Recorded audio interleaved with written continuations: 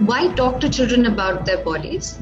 It's the same reasons we just discussed, just to have a more holistic sense of who we are and a better understanding of the fact that my body structure or my skin color or the shape of my nose or the way my breast looks or how rounded or not rounded my body is. That's not really a description of who I am as a person.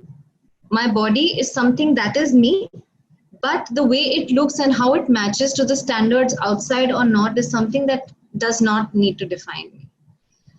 Because if the child is to feel positive about their bodies, they are more likely to be probably take more responsible and informed sexual decisions at a later point in time.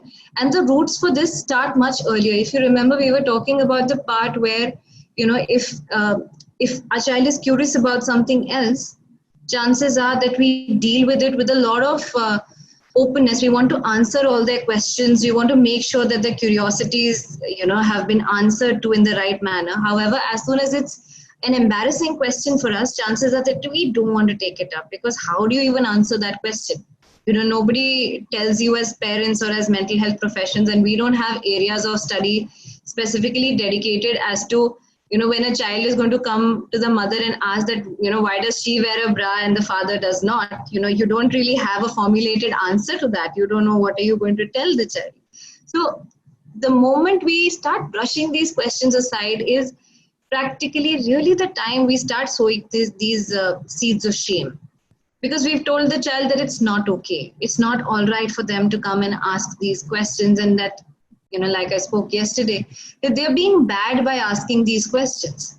What the child is taking back from that is that they're starting to internalize the fact that it's not the question that's bad, or it's not the part, it's not, something that is bad that is outside of them, but internally, they are bad people for asking questions like that, or a part of the body about which they may be asking this particular question.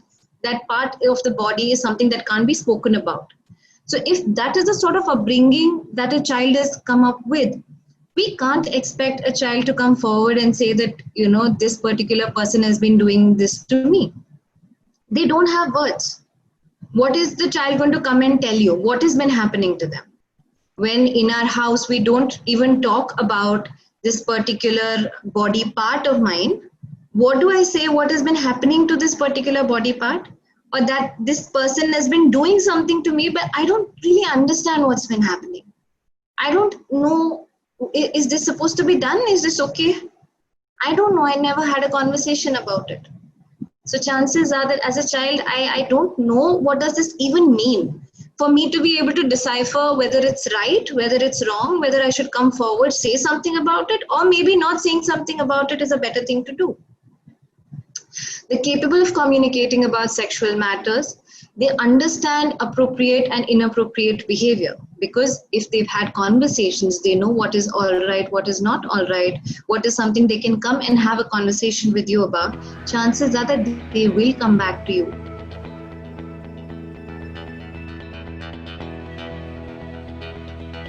You can reach out to Therapeute with queries related to mental health and parenting. And before you go, don't forget to like, comment, share and subscribe to our Therapeute channel. Thanks for watching. See you very soon.